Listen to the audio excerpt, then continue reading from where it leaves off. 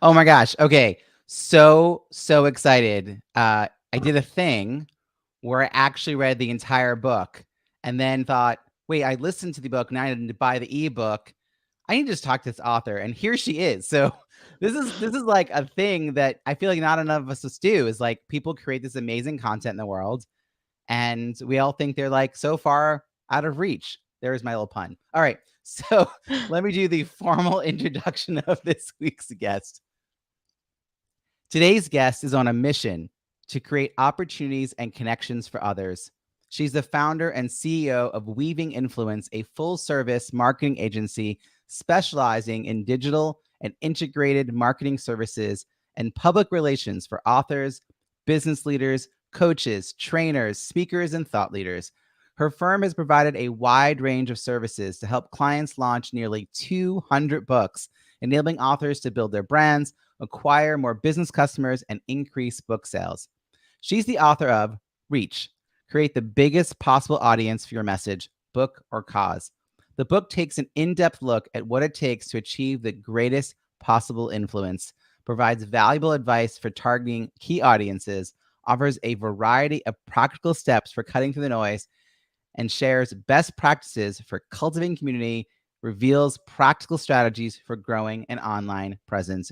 She's also the host of the Book Marketing Action Podcast, where she shares actionable advice to help authors achieve their goals to reach more readers and enhance their brand. Please join me in welcoming Becky Robinson. Thank you so much, Robbie. It's amazing to be here with you this afternoon. So awesome. Thanks for joining us, Becky, from your place in Lambertville, Michigan. I feel like our lives intersect in so many interesting ways. We're psyched that you're here, right? This is like there are, and I say we because I have several people who want to know when is this airing, which doesn't always happen. So this is a show at Building Strong Networks, and the context is leadership. So tell me, how do you define leadership, and when did you realize you had the skills to lead? Well, I'm going to have a funny story as I share that, but I'll start with my definition. And one of the things about my work in the world is that before I had a company, I actually had a blog called Weaving Influence. So I was kind of in this transition where I was doing some freelancing and I wanted to get my own site up and running so that I could build an online audience. And I had a tagline at the time for the Weaving Influence blog. It was finding everyday ways to make a difference. So to me, leadership is about making a choice to make a difference in the lives of others. I love it. A choice to make the difference in the life of others. And when did you Yes. first start realizing you had some of those like skill sets to make that happen? Yeah, well, I feel like I've been a leader throughout my whole life. And I don't know if you're aware of like this youth leadership foundation called Hobie. I went to that when I was a sophomore in high school. And so sometimes if you meet someone who's done the Hobie thing, it's like this immediate recognition. I tried and failed to run for class president when I was in elementary school. But the funny story I have about when I figured out that I had the skills to lead is if you roll back to about 2009, I had been home with my kids for many years. I was just getting back into the workplace and I started doing freelance writing. And the client I was working with came to me and said, "Hey, Becky, do you think you could write a blog about something that you know nothing about?" And I was kind of I was kind of curious, like, okay, so what's this thing you want me to write a blog about? And the guy said leadership. And I was a little bit mad and I started to kind of like defend myself and say, "Hey, wait, I know about leadership. I'm the president of my condo board and I started a preschool co-op for homeschooling parents. Like I know a thing or two about leading." But obviously the outside perspective was like, "You don't know about leadership, but can you write about it anyway?" And so, all that to say, I've had this thread of leading in various ways throughout my life, from childhood until now. But certainly, when you start to build a company, that's when that skill is tested. Oh, yeah. That I underscore that last part. But before we dig into the company and the work you've been doing, I'm actually really curious to be a little into like who you were as a kid. I'm like picturing you on the playground, you know. You said Oh, like you tried running for school president and didn't happen. I did too, by the way. I don't think it was president. I don't know. The inside politics never worked. I actually had a student government creating things for my campaign, so that worked. Oh, Um, fun. Well, but yeah, so what were you like? I was probably sitting, you know, off to the side with my nose in a book. I've Mm. always been like a book kid, the kind that would go to the library and check out a stack, yay high, wake up early on the weekends and read books out loud to my stuffed animals. I was like just a big nerd kid. The other thing about me is that my dad was in the army, so I moved around a lot. And so I think part of who I am today comes from the fact that I was constantly having to adapt in new schools and new environments and get to know people. So another thing I did when I was a high school student, I had to move in the middle of my junior year of high school. And after having experience kind of getting to know the high school as a new student, I decided I would write a guide for new students. And so I like put together this like tips about how to be a new student at our school. So that's the kind of kid I was. Yeah, I mean, the books track to today. That makes sense. But also your desire to make life easier for others who are following in your footsteps. That's kind of also who you are. Yeah, I think so. And on the book side, also, I was like a scribbler in journals. So I still have, these flannel covered or floral designed journals in stacks where I would, back then I wrote poetry more and I would also just journal and I'd write stories. And so all of that too. Did you were you active in any, like, after school clubs, yearbook, that kinda thing? Yeah, I was always on the school newspaper staff and I was a drama kid, so I was in shows. Mhm. I'm trying to think what else. I was not an athlete, which is kind of strange because one of the biggest joys of my adult life is running. And it has become a part of my adult identity. But back in, high school, junior high, elementary school, I was not athletic at all. Um, so I think one of the things about moving around a lot is that you don't kind of have those tracks that you have to stay in, but I certainly like picked up those interests wherever I went. Right. You knew that when you showed up, you could find out what the drama club was doing and probably find your people. Yeah, or the newspaper Or the staff too. newspaper Yeah, staff, yeah. both. Mhm. Yeah, very cool. So you're 11, 12 years old. What do you think you're gonna be when you grow up? Did you have a sense of it back then? Oh, that's a good question. So the thing that I would say the most back then was that I wanted to be a pediatrician, which is kind of weird. I think my mom was a nurse, and so like, when you're a kid, you think you're going to be a doctor, but the reasoning behind it was that I was scared of going to the doctor, so I thought if I were like the kind of doctor who had cool toys and books in the waiting room, that would be the right kind of doctor to be. And I also had a really good friend and she was gonna be a pediatric dentist, and we were gonna, like, have our offices next door to one another. Again, you were trying to make life easier for those who come after you. You're like, "There's a problem. I think I know the best way to solve this is better toys and books in the waiting room. That will Well help the kids, feel comfortable." well, yes, but, like, one thing I wanna say, Robbie, you mentioned to me about your audience being, entrepreneurial women, um, and one of the things that's very true for me, and I don't know if this is true for others you've interviewed or others in your sphere, is that I like really had no idea what I wanted to be when I grew up until I was about 40. Because in the early part of my life, career was not a big focus. I mean, I had a job, but it wasn't like anything I was like passionate about. And I already mentioned that I took this career break and had 3 kids and stayed home with my kids. And so it was really only after I emerged from that, in my later 30s that I kind of started to figure out who I wanted to become. Mhm. So part of the message for those who might be watching is like it's not too late. You can kind of figure things out. And I think about that because I do have some young adult kids who are, beginning to try to find their way and sometimes it's kind of scary to look at them and wonder what they're going to do next. But then I remind myself like I didn't know what I was going to do next and I've landed in this amazing career now. There was a scene in the movie Milk, uh, about Harvey Milk's life in San Francisco, and he has just turned 40, and he's talking to another character about how he hasn't done anything with his life. Hmm. And I just remember sitting and I was probably, like, late 30s at that point watching the movie. I remember being like, "Oh, that's a reset." Like clearly, like he did so much after his 40th birthday that there's a whole movie about. There's a lot more life, and you're right. A lot of the women that I work with coaching, part of the reason they're looking for a coach is because they suddenly it's their turn. So what you're describing of like kind of the early years and then having it to be your turn. But you didn't. Did you go off to college and then into career, or right into a Oh career? no, I did. I went to college. I Mhm. studied in undergrad. I studied English and creative writing, and then I got a master's degree by like age I don't know 23 or something. So So no, straight I through. definitely Yeah. did all the school. I did the school thing, but I didn't emerge from school. I got married young, and was kind of like more focused on the career path that my husband was taking at the time and supporting that and I just wasn't super ambitious. Like I Mhm. really like wanted kids, wanted to make a home and I wasn't ambitious. I mean, having 3 kids and being home with them is ambitious in my book. I was the, primary caregiver of my kids for the first 3 years while I was trying to get my business off the ground. Mm. So, yeah.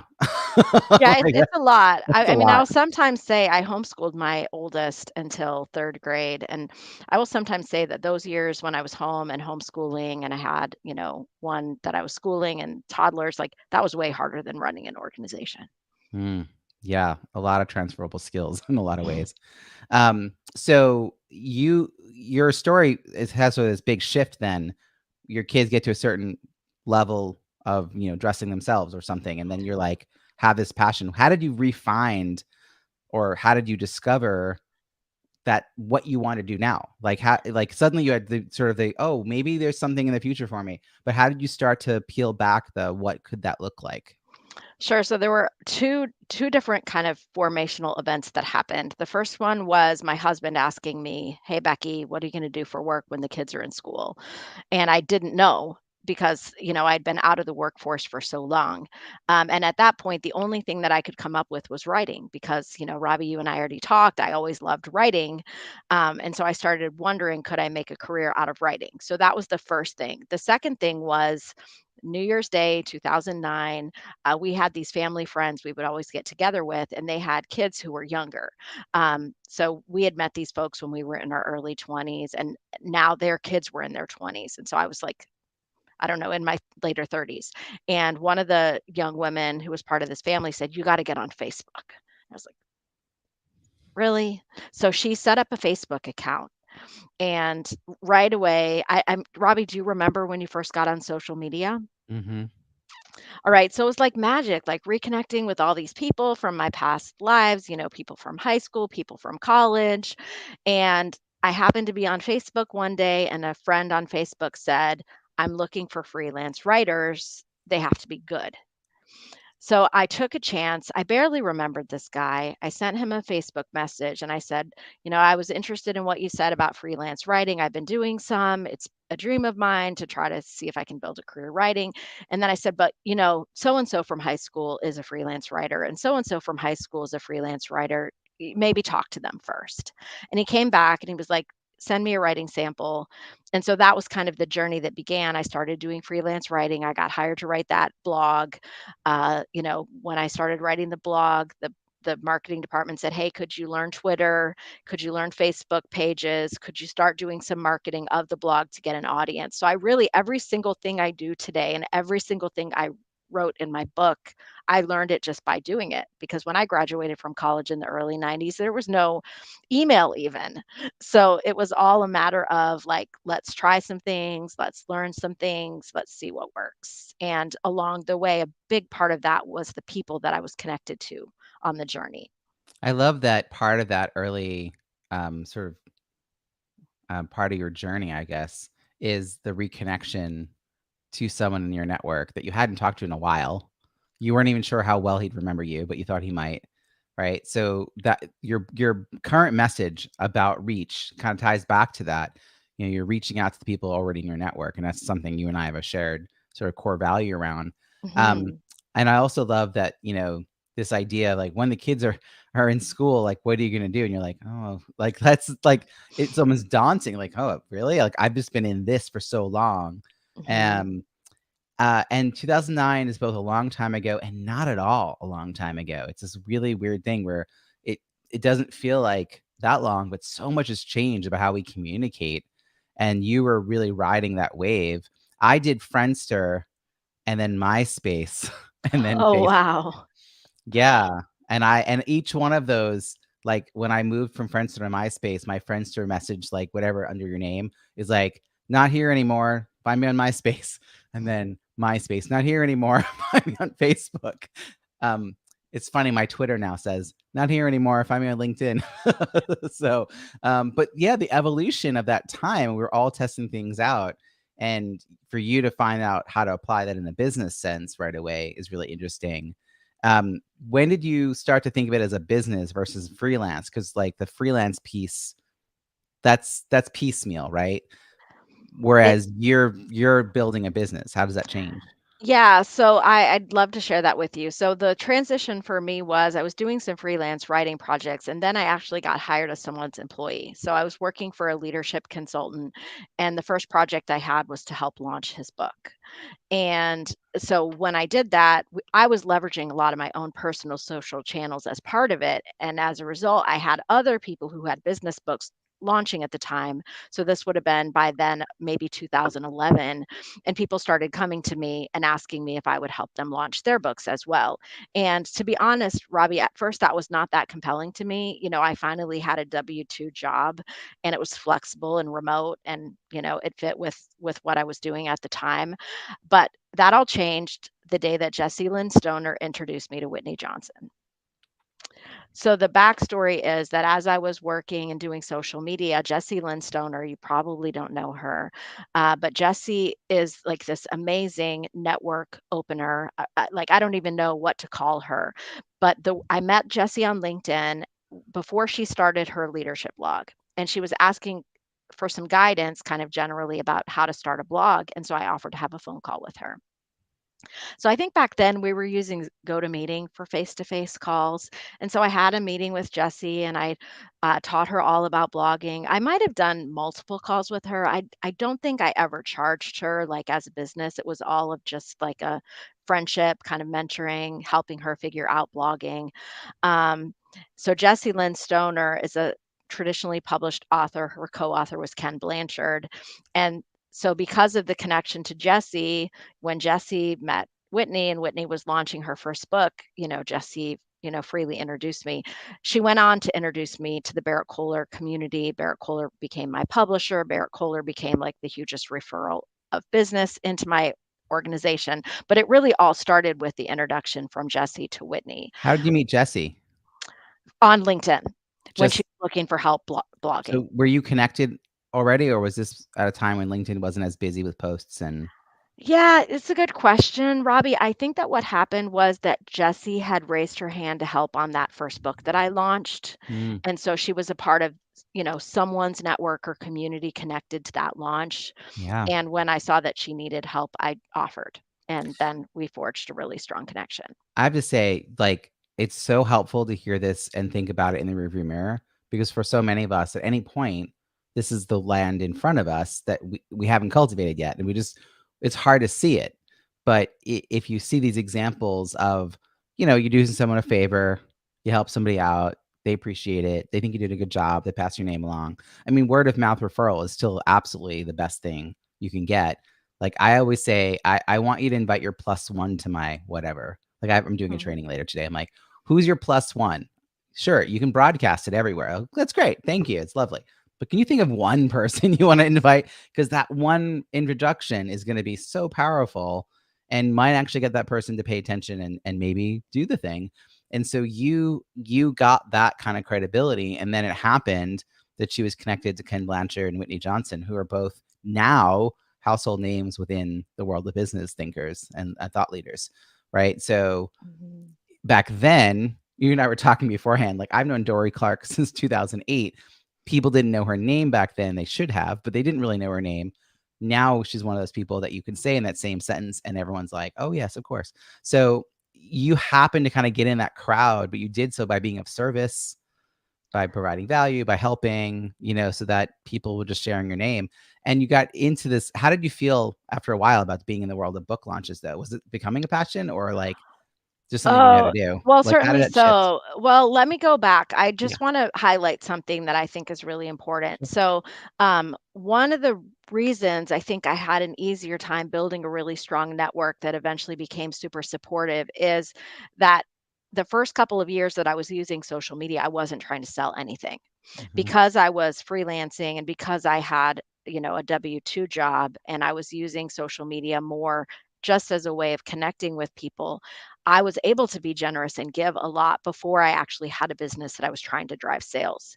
And I feel like what oftentimes people miss is they show up in the spaces and they show up when they have a need. They show up because they have a book coming out. They were never in the space before. They show up because they want to sell a course. They were never in the space before. They show up because they want to drive business. Again, if they weren't ever in the space before, it's really hard to get that support. And so I had, 2, 3 years of, showing up without an agenda. I wasn't trying to sell anything. And so I was able to forge these amazing, strong connections with people so that and it wasn't even calculated of like, well, I have this goal in mind. I didn't. I didn't have a goal in mind. So it's so much easier to give without strings when you don't have an agenda. Yeah. And it's so much easier to build those, authentic relationships when you don't have an agenda. So I just want to highlight that because I think in some ways it's a privilege that I had, or I don't even know what to call it, like a blessing that I had. It just made for more authentic, real giving, sharing. Um, and the end result was that when I did have, a book to launch many, many years later, or I did have a business, people wanted me to be successful. They wanted to help me succeed. I just want to say, back in probably 2006, 7, my mom got wind of the fact that I was meeting with people at a coffee shop around the corner from my office from 9 to 10. I had to be in my office at 10, probably like 2 or 3 times a month. I was just it was like office hours. And I was showing with my brain and my BlackBerry, which tells you how long ago this was. And I wasn't charging. And the topics really ranged. At the time, I did not identify as a coach and or a strategist or a career counselor, but that's kind of the stuff I was doing. I was just plucking from my brain ideas of what people can do and helping them find their path with their own networks. And my mother was like, "Why aren't you charging?" And I said, "It's like giving rides to the airport. You do it when you have a relationship and you have the resource that someone might need, and that person you're helping appreciates it and recognizes it as a favor. And one day when you need a ride to the airport, not only you're going to get one, but it's likely to be someone who's witnessed you being very generous, but maybe hasn't even received that generosity directly." And so, Hmm. like you, I did that for so long. By the time I actually needed people to respond, I mean, part of the success of my most recent book launch is the what I've given to the world, in the preceding years, so that the ask doesn't seem out of nowhere. I think too many people wait, like you said, till they need something. How many times people send you a CV attached to a LinkedIn message, and you're like, "When's the last time I haven't heard from you in 10 years?" They're like, "Can you look at my CV and help me get a job?" And you're like, "Who are you? What is this?" So you're like, you were giving into your network over time in a really generous way, in an abundant way. So it was full, and then people wanted to be responding. So I'm so glad you're sort of underscoring that, because I think too many people get, even if they get into a job, they forget that this is something they have to keep doing. Like, it's not like I'm good, I've got a job, because jobs are not forever. Um, Yeah. so So you were asking me about where did the passion for the book yeah, because you said at launching first come you were like, from? I mean, it was okay, but now clearly you 200, like almost 200 books have been.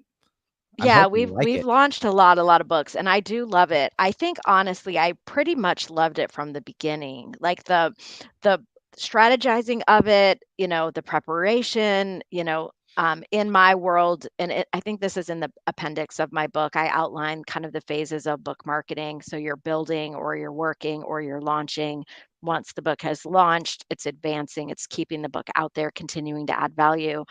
And I just love the whole arc of the experience. What I love now, um, and sometimes I like scratch my head and I think like, am I not bored of this yet? But every author is unique and every message is unique. Their passion, their goals are unique. And so it's like those individual people and being with them at a moment in time to be able to help to clear up the confusion and overwhelm that they often feel, to be able to cheer them on and celebrate with them. It's like you get all the emotions.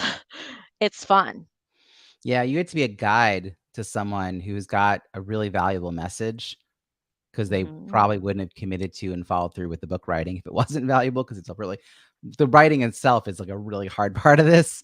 But now there's this I know for my first book, which came out in 2017, I don't love the writing process. I've now done it 3 times and it's still not something I love. But I reached a point a couple of months before it was like really ready, where I was like, this is actually going to happen. Oh, I want people to read this. Like it just clicked. I was like, this isn't just like publish the book and I'm happy. This was like, oh no, this is a good book. People should read this book. Well, how do I do that? So like that moment, and then you realize like you're always kind of feel like you're running to a deadline, and when you get to that deadline, you realize it's step one. Like writing the book, you're like, oh, I'm gonna write this book. You finish writing the book, and you're like, oh, that was step one. And then you finally publish, and you're like, that was step one. And then you've launched, you're like, that was step one. Now I gotta do something with the book. But like you said, the phases. But when you're a new writer, you can't see past the phase you're in. And I think that's where working with someone like you helps them plot out and probably write a better book because they really know the audience. They understand who they're writing it for. I mean, too many people write what they want to write versus like what people need. So I feel like this is where it gets exciting to you, right? Because you get to individually strategize. Well, yes, and I would say, Robbie, I don't meet too many people before their book is done. I more often Mm. meet them when they're already down the path. But I just have to give a shout out to AJ Harper. So if you are not already like following AJ, like you need her book when you're in that stage of figuring out the writing process and how to write a book that people will want to read.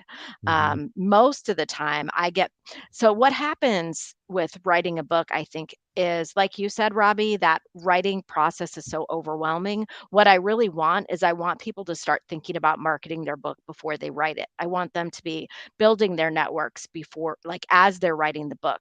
I want them to be marketing the book as they're writing the book. But most people have a really hard time managing both. And so what I'll hear from people is like, let me finish the book and then I'll get back to you and we can talk about marketing, which I think is like not the optimal way of doing it. But as a result, a lot of what I end up doing with people is like, okay, well, your book's going to come out in 2 months. That's, suboptimal. It's not ideal, but let's figure out how to launch it in the best way. And then let's look at the long term value that your book can bring to your life and work and business, because it really is more than just about the launch. But, in an ideal world, I would want to see people really like building their network, sharing value, showing up, and seeing that as part of the whole journey. You know, I will often say, I probably knew really early in my business that I wanted to write a book someday. It took me a long time to get there. And all of the building of my email list and all of the building of my network, it all made the launch more successful. And even still, Robbie, it is dang hard. Yeah. If I told you how many books I've sold, it's not the most exciting number in the world. I couldn't tell you the number, but it's much lower than I would want it to be. There are way more books still sitting in warehouses than I want there to be. And that's just the thing that people don't talk about really is how hard it is to sell the book once you've written it, even if this is what you do for a living. Even if what you do for a living, and even if you do all the work to like line it up. So the people who aren't doing the marketing along the way, they're probably not writing the book that the market needs. So part of what I think about is like I'm always talking about the book as I'm writing it. And I want to give a shout out to Kathy Fayok, who I met through the National Speakers Association. She helps authors get their books written. And I met her 2016. She handed me a button that said, ask me about my book. It's this big button. Oh, I And know her so too, Robbie. for Yeah. 3 days, I walked around with that button and people asked me, and I got my pitch down really quick. And I, a year later, walked in with a book. And so that whole year, I was talking about the book, and it really led it. My first topic was networking. It's a very amorphous topic. It could be a lot of things. It took me a while to narrow down who it was for.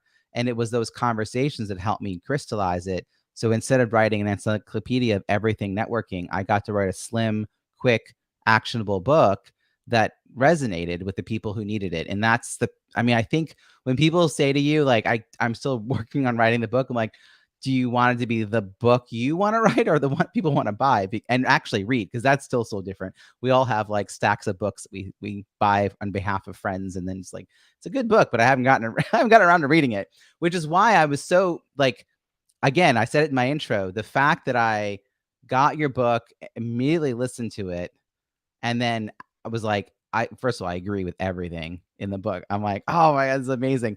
And then I was like, I have to make sure that everyone I know knows about this, because especially my clients, the mindset piece. Could you actually speak to that? Because I really feel like you did a nice job addressing the hesitancy people have about activating their network and sharing their value. Because once that shifts, I feel like people, the how is something you have to figure out how to do, but a lot of people resist the how because they're not ready to be visible. Yeah, and I'm so sorry about my dog. I don't know if you can hear. Um, yeah, so, eh, what I'll often hear is like, "Well, I'm not comfortable with self-promotion." And, I think the shift that we need to make is we need to think about the content that we're creating, who we're creating it for, and realize that as we share that content, we're not promoting ourselves, we're adding value to the world. Um, so sometimes as it relates to authors, I'll say, book marketing isn't book it isn't self-promotion, it's message promotion. Um, and I think that when we can stay connected to the impact that our work can have, it can help us kind of get out of our own heads. Even things like with filming video or showing up in online spaces, people will say to me, well, I don't want to have an email list. I get emails all the time from authors. I'm so sick of getting these emails. I don't want to be one of those people. And what I try to help people realize is the person who needs the message that you're writing is going to open your emails gladly because they are going to be looking for the ideas, the expertise that you're bringing. And so if you can focus on bringing value as a first step, then the email is not like filling up their inbox in an unwanted way. It's, a welcome gift that people can receive. Yeah. Um, and I face that a lot in terms of like authors who don't want to, have a newsletter for that reason because they are tired. Well, they are not the audience for that book then, right? Well, that's where getting clarity about the reader you're writing for helps clarify that, because then the newsletter is also geared towards that specific person, right? It's not generic. It's that person. I have a background in fundraising. Spent like 15 years in the world of nonprofit fundraising and fundraising events, and I train people on how to get past the fear of asking. And there's this, like, I don't know, I don't know, it's an anonymous quote. So anonymous gets credited with a lot of good things. But if you're afraid to ask, kick yourself out of the way and let the cause talk. And Mm, I think in this context, it's the same thing. Like, if you're afraid to ask, you're afraid to put yourself out there, it's not about you. It's about your message. It's about the value. And if you truly believe, like, I just wrote this book about Zoom that I know will completely change how people interact with Zoom, and it'll help them create a better message and platform and connection and engagement. Like, it's transformative, but only if people read it and only if they then take action on it. So I wrote a book that was very actionable.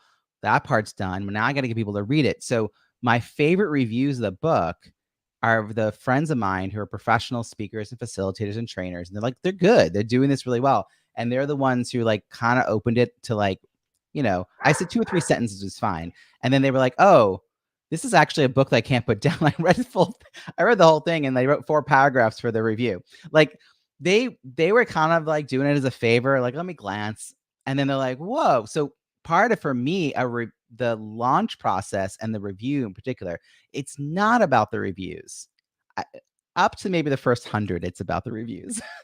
because Amazon will do special promotion for you at 100. But now I've got over 200 reviews. I'm pushing for more reviews because reviews help me activate my network, help my network read my book. My book then gets referred to more people. I'm going to have inbound business. And even if people don't hire me, I am helping, like the message is still helping people, even if it's DIY. I want all of us to do better with Zoom. So, and ultimately, I'll get more event clients if more of us see Zoom as an optimal option, not just an option or no option. So I feel like that shift, like I'm really bought into it. So it's easy for me to get over eager about my own launch because I believe in the message. And that's, to your point, your authors, like it's hard for them to start making those plans. Well, I think sometimes there's a scarcity mentality about the value in our books. So, my opinion is share the value in your book as far and wide as you can so that people can benefit from the ideas and become aware of the ideas, which will lead them to want the book. Right. Whereas I have had some authors say, like, well, I got to keep this under wraps until launch, or I don't want to talk about, the book yet. Whereas, I think the more you can talk about the ideas in the book and share the value, the other thing is, and I think that, Robbie, you're probably realizing this with your launch as well. Value is not only in the content that we're creating, but it's also in those connections that we're making. So anytime you have a new book or a new product, you have this amazing opportunity to be building new connections along the way. And I bet you have on your journey with this book too. Yeah, I mean, this is where the magic really happens. Some of the people who now have taken to reading the book, I mean, partly because the buzz is happening, they're hearing from other friends it's important, and then they're the influencers that open up doors in other ways. So if I had just hit publish, all quietly, like there'd be a book. But like you said, even with all of that, selling 10,000 books in the first year is like the goal. It's really hard. It's not a goal many of us are going to hit, but what could you do to create a plan to try to do that, right? Like what's the best practice? And then, you may not send 10,000, but you're going to get in front of the right decision makers. Sure. So I have a little story about that, the importance of that early momentum. So I've been supporting an author named Mark Miller, who's a traditionally published leadership author, and I've been supporting him for nearly a decade. His latest book came out on March 7th, and we had made a decision that we would try to make a run for the Wall Street Journal bestseller list. This is book 11. He has given a ton of value away in the world for free. He's given so many books away. He's, done so many free speeches, webinars, and all of this stuff. And so we made this run for the Wall Street Journal bestseller list, and we made the list.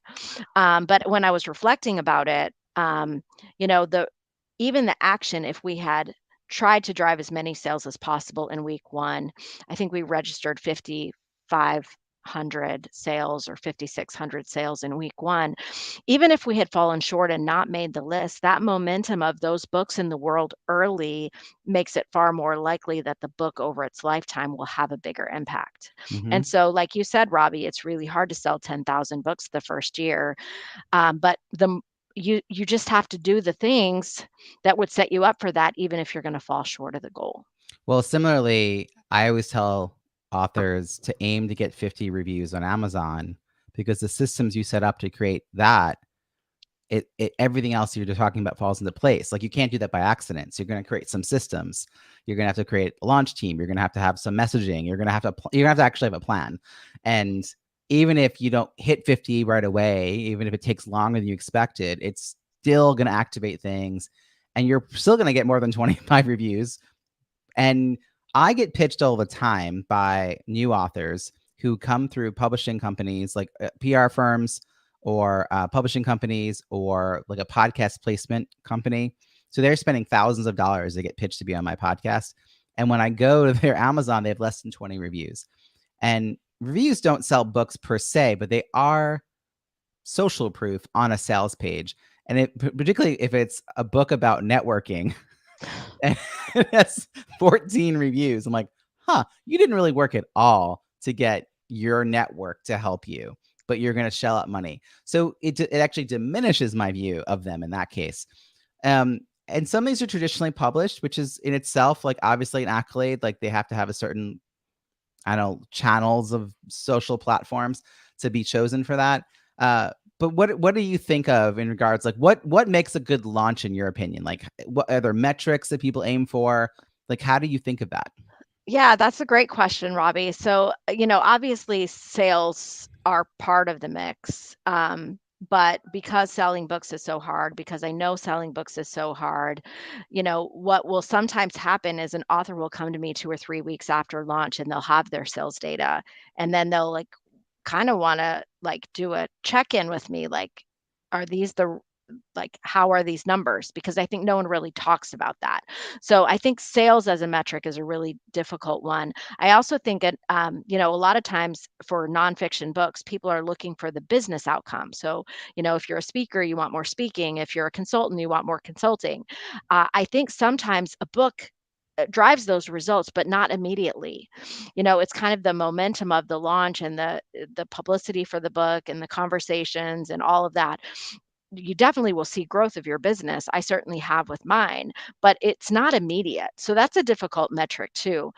Some of the metrics that we've used, obviously Amazon reviews are an important metric. I look at social sharing metrics, like, how well have I mobilized my network to share the book if there's a branded hashtag, or if I can track by the mentions of the book. That's a metric that we've used. I have a graphic I made years ago that I had kind of all of these outlined. Sometimes you might want to look at, like, do you have an increase in web traffic? Do you have an increase in social following? Any of those can be used as you're looking at a book launch and its success. But there's a metric that people don't talk about. So I want to add one to the mix. I actually talked about this on a podcast during my launch week. So during the week that my book launched, Robbie, I did a Facebook Live, and then it got turned into a podcast episode every day because I wanted to share the journey. And the metric that I identified during my launch was the metric of joy. And, what I would say to authors is, you wrote a book for a reason. You want to enjoy the journey. And for me, the joy came from, seeing my network support me. The joy came from the surprise in-person launch party that my team was able to pull off without me having a clue until maybe like an hour before. The joy came from just the kindness. I think like we underestimate our network's willingness to show up for us to help expand awareness of our book. And just seeing the people who did show up for me and did contribute, there was just so much joy that came from that. How about the joy of achieving a lifelong dream? Like, there's a ton of joy when you get to the launch week if you're a person who's always dreamed of writing a book and holding it in your hand. I love So yeah. yeah, choose joy. That's the metric. With that frame, I will tell you that so I thought that I was writing a third book that was like 25 to 35,000 words, because that my first two books were like 35,000 words. So I thought, okay. So at the end of the year I had 25,000 words written, and I booked my editor who I'd worked with before. And in January, like 10th, I was like, oh, it's probably more like 35,000 words. And then like the end of January, I had written in January 35,000 plus words on top of the 25. Right? So like I'm in the middle of that while we're editing previous chapters and the formatter is getting involved. So what really the joy was the people out of the woodwork who unexpectedly popped up to help me. The Hmm. early reviews. So I started getting people sending me reviews through a Google form, and it's before the book was published, so they couldn't even go on Amazon. But I will say those early reviews come at a point where I'm just stressed. And then someone read the PDF, the advanced reader copy PDF, and they wrote always encouraging notes, not just a review, but like they wrote additional, like, this is really helpful. Thank you so much for, like, all this. It fed me in a moment that I felt very depleted, and it made me want to persevere to getting this out to more people. Like, it made me want to get to the finish line. But there have been so many instances of people that I don't feel like we're on a close basis, but they've seen me in action. They've witnessed what I do in the world. They like what I'm doing. They've been following me for a while. Like, I don't even know that they're following me for a while. And then they're excited to finally have something that they can do for me. And that's the flip side of the fear of asking, is that when it aligns, they feel awesome about whatever they're doing, sharing, writing a review, whatever it is. And if I don't ask for that help, then I'm denying them happiness. So let's not do that. Like, let's give people concrete ways to help us along the way. And the people who did, like, the book kind of came to being because of that early support. That's amazing. And I've often said, people are honored to be asked. Mm. An analogy I used to always use for book marketing in the beginning is like it's like a wedding because when you get married, you want to invite everyone you can afford to invite. They show up with a gift. They're glad to show up with the gift. And so just like a wedding, your book deserves a celebration and people are honored to be asked and they want to be able to give a gift and their gift is the support that they can bring to you. All right, I want to say one more thing about my thoughts on this launch process, and then we're going to shift gears to the last question and how people can connect with you. Um, I'm busy. You're busy. Everybody we know is busy. So what often happens with launches is someone will say, "Hey, Robbie, can you write me a review?" And I say, "Sure." And then I like may not hear from them for a long time, if ever again. And I'll have some note on my like to-do list. And then over time I rewrite the note until all it says is the person's first name. And I can't remember. I have this like nagging feeling I'm supposed to do something. I don't know when, I don't know what was the book again? Like what was the date? Like all that stuff. So it becomes a to-do item that I now feel a little like guilty about. And I might actually avoid talking to them. And this is what other people are doing to me too, if I don't give them enough support. So I believe that people set the intention and it's our job to help them follow through with their intention. And so my launch team is an experience. It goes for months. My launch is not going to be done like officially until May. I'm doing a book launch strategies masterclass for my team, and that'll be my last reminder. And it started in February. Like it's just kind of going because it's an Mhm. experience. But we have private events for the launch team, and by the way, it's not geared towards people who wrote a review. It's people who committed to writing a review.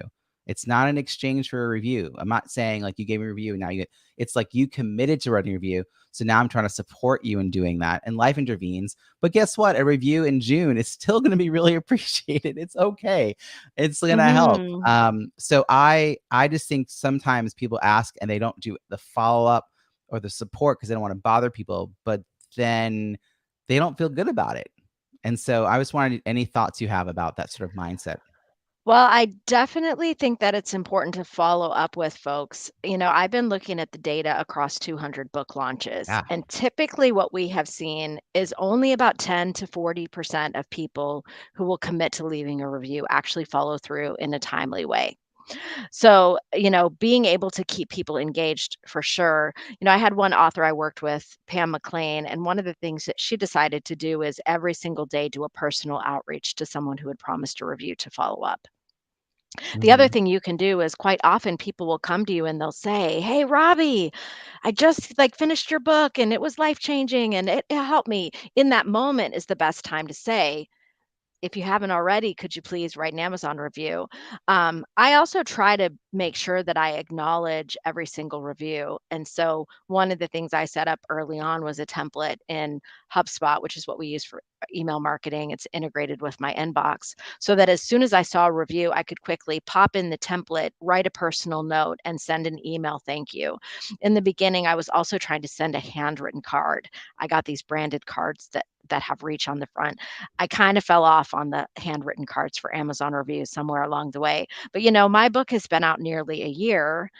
By the time this show airs, I'll be past, the 1 year anniversary of my book coming out. And I'm going to do a push at the 1 year anniversary to get more reviews to get myself over that 200 mark that you're talking about. So it's never too late, especially if the content in your book is evergreen. Now, I'm not like crazy enough to think that my book will always be relevant because obviously, online presence and such is shifting all the time. But a year later, it's still plenty relevant.